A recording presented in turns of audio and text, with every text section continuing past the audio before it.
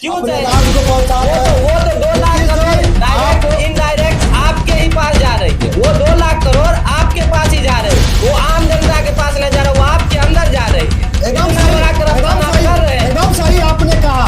ये क्या, ये रास्ता चेंज कर लिया, ये रूट चेंज कर लिया। ये जो 2 लाख करोड़ टैक्स आता आम जनता के लिए, उसका विकास होता है, वो विकास को आप रोक करके अपने में उसको अपना विकास, अपना अपना विकास विकास कर रहे हैं, अपने रिश्तेदारों का विकास कर रहे हैं, अपने सगे संबंधियों का विकास कर रहे हैं। ये सब छोड़।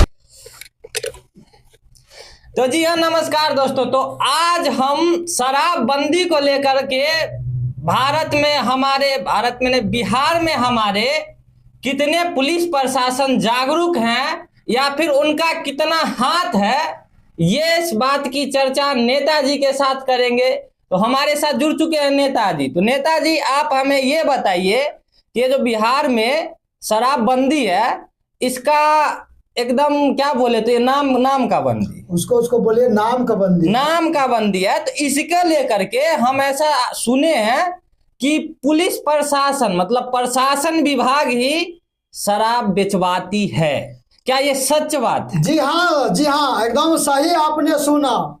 ये बिल्कुल सही सुना आपने कि ये पुलिस प्रशासन ही शराब बेचवाती है, शराब को बेचने का काम करती है। और इन्होंने जो कहा बिल्कुल सही कहा। साथियों, आप जानते हैं और अपनी आंखों से भी खुले आम देखते हैं, चौक चौराहा पे, गली मोहल्ले में पुलिस प्रशासन वहां पहुंचती है। पीने वालों को वो धन्यवाद सैल्यूट करता है। साथियों, यह बात को आप सही से समझिए। बेचने वाले को वो सैल्यूट सलाम करता है और जो पीता है उसको अरेस्ट करके जेल करता है, और जेल नहीं भेज करके उसे चौराहे पे गली में ले जा करके 1000, 2000, 5000 वो जो गरीब आदमी है जो 40 रुपया 50 रुपया लगा करके जरा सा पिया, उसका जो देनदार होता है, भुक्तभोगी बोलिए, जुर्माना बोलिए, ये 40 रुपये का गिलास पी करके उसको 10,000 5,000 जुर्माना करके। मतलब नेताजी, आपका कहने का मतलब ये है कि बिहार में तो सिर्फ कागज पे शराबबंदी जी है, हाँ, सिर्फ कागज पे शराबबंदी है, एकदम सही है। और ब्लैक में लेकर के पीता है लोग। जी हाँ, एकदम बिल्कुल। अगर वो नशा में धरा गया तो उसको धर लेगा, उसको धर लेगा, धर लेगा, क्योंकि पीने वाले के तरफ से पुलिस वालों को, थानेदारों को, थाना प्रभारियों को 1 रुपया कमीशन नहीं मिलता है। क्या नहीं मिलता है? 1 रुपया कमीशन नहीं मिलता है। क्या मैंने सही कहा ना? बिल्कुल बिल्कुल बिल्कुल, बात आप सही कह रहे हैं। 1 रुपया से उसको कमीशन नहीं मिलता है। इसलिए नेताजी, हमारा दूसरा प्रश्न आपसे, ठीक ना, हम ऐसा सुने हैं कि बड़े बड़े जो दारू माफिया होते हैं, पुलिस वाले को एकदम महीना देते हैं। महीना ही नहीं, अरे पुलिस वाले को तो ऐसा वो लोग अपना ये संबंध बोलिए, ऐसा संबंध बना करके रखता है, अनुनाश्रय संबंध। उस संबंध को बोला जाए अनुनाश्रय संबंध, अनुनाश्रय संबंध उसके साथ रहता है, पुलिस वालों के साथ। और जो दारू माफिया है, ये दोनों के बीच में अनुनाश्रय संबंध रहता है। वो बेचने का काम करता है और ये बेचवाने का काम करता है। जो दारू बेचता है, जो दारू बेचता है, उसके तरफ से थानेदार को मिलता क्या है? तो 50,000 का महीना, एकदम अंदर द टेबल वाला, एकदम अंदर द टेबल वाला महीना इधर से मिलता है, और ऊपर से तो हमारा टैक्स का पैसा मिल ही रहा है। एकदम सही।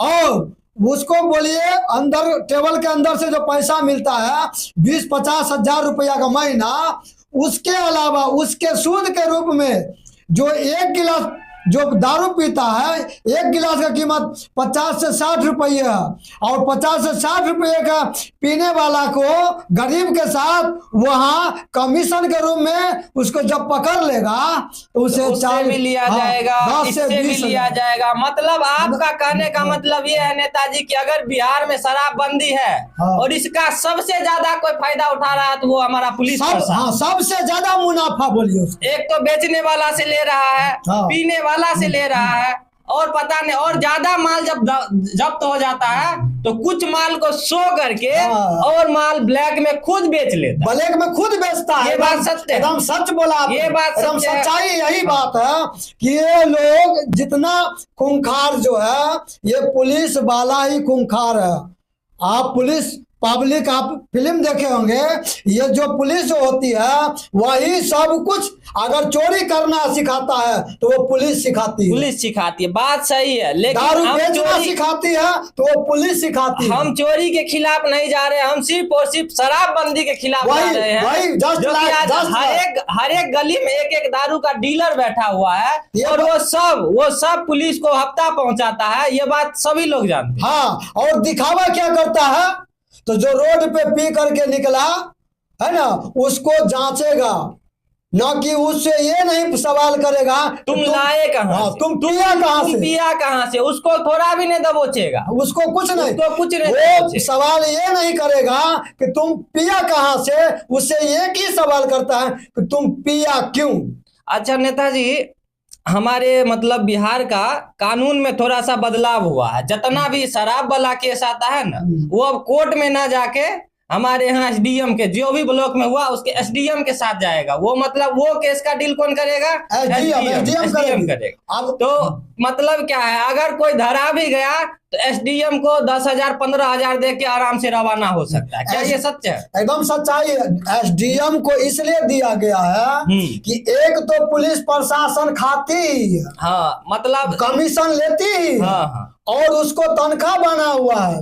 अब बच गया था कि थानेदारों से बचा, या वहां से एसडीएम को कमीशन नहीं मिला या नहीं मिलता। एसडीएम साहब भी अपना जुगाड़ लगा दी, वो भी अपना जुगाड़ लगा। अब देखिए सिस्टम को देखिए, वो भी अपना सिस्टम में ले आए। दारू वाला विभाग आप हमको दे दीजिए, हम तो कमा ही लेंगे। पुलिस प्रशासन कमा रहा है तो एसडीएम क्यों नहीं कमा? एसडीएम को इसलिए दिया गया है, देने में सबसे बड़ा अगर योगदान है तो किसका योगदान है? किसका योगदान? ये मंत्री का, ये मंत्री का, ये मंत्री मतलब नीतीश कुमार का, मद निषेध मंत्री है, उन्हीं का ये मद योगदान निषेध है। मंत्री का है। तो क्या कहना चाहते हैं? कहना यही चाहते हैं कि थानेदारों ने वहां तक नहीं पहुंचाया, थानेदारों अब ने डायरेक्ट आप दे दिया एसडीएम को, SDM ताकि एसडीएम हमको कमीशन लेगा, हमारे तो पहुंचाएगा। अब आप दर्शक को बताइए कि यह बात कहां तक सत्य है। देखिए, ये बात 100% सत्य है, जानते सब लोग है, लेकिन बोल कोई नहीं सकते। बोलिए, आप आवाज उठाइए, समझे ना, आपका ही पैसा। और हम पिछले वीडियो में भी आपको बता दिए है कि शराबबंदी से हमारे राजस्व को लगभग 2 लाख करोड़ की नुकसान है हर साल। 2 लाख करोड़ की नुकसान। 20,000 करोड़ का मान लिया सालाना था इसको, लेकिन अब आ गया शायद, आपको सही बोला आपने, 2 लाख करोड़। अभी का जो हम आंकड़ा बना रहे हैं 2 लाख, वो 30,000 करोड़ 2016 की बात। अब भी आप देख लीजिए बिहार की जनसंख्या कितनी महंगाई बढ़ चुकी है, उस हिसाब से हम बोल रहे हैं। हमारा मतलब 200 करोड़ आने वाला सिस्टम इन भ्रष्ट कुछ पदाधिकारियों के द्वारा हड़प ली जा रही है, एकदम हड़प ली जा रहे हैं। जो लोग नशा करते हैं वो तो अभी भी नशा करते हैं। हड़प लेने का मतलब समझ ले, उसको मान लीजिए एक तरह से अपहरण कर लेता है। एकदम अपहरण का धारा आप लोग बुझते हैं क्या? बुझते हैं कि नहीं बुझते हैं? आपसे पूछ रहा हूं मैं, आम दर्शकों से पूछ रहा हूं कि ये बात सही है या नहीं है। ये भ्रष्ट जो अधिकारी लोग बैठे हुआ है, इस पर आप लोग कमेंट कीजिए।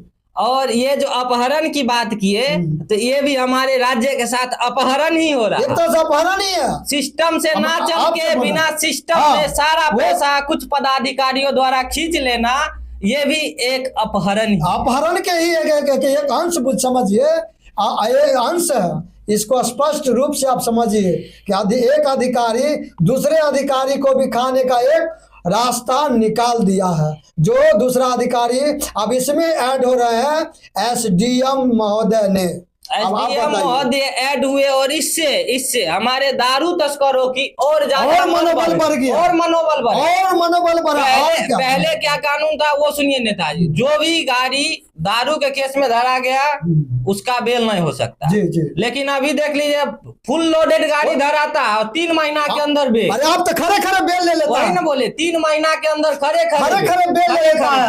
अगर बेल नहीं कर पाया, समझे ना, अगर पदाधिकारी थाना प्रशासन द्वारा नहीं मैनेज कर पाया, एसडीएम से मैनेज करके बेल ले लेता है। उसको क्यों? क्योंकि उसको आगे कोई पूछने वाला नहीं है। कोई पूछने वाला आदमी सिस्टम नहीं। ऐसा नहीं है कि दारूबाज के खिलाफ, दारू माफिया के खिलाफ कोई सिस्टम ऐसा नहीं है, कोई पदाधिकारी ऐसा नहीं है कि उसके खिलाफ आवाज उठावे। इसलिए नहीं आवाज उठाता है सर, इसलिए नहीं उठाता है कि उसको तनख्वाह मिलता है, कमीशन बना हुआ। और ये अच्छा नेताजी, ये जो मतलब शराब वाला जो झंझट है, क्या ये दरोगा तक ही सीमित है या फिर एसपी, डीएसपी, डीएम सब तक जाता है? अरे नीचे से लेके ऊपर तक जाता है। अगर एसपी जिला के एसपी टाइट हो जाए तो क्या किसी दरोगा का औकात नहीं है?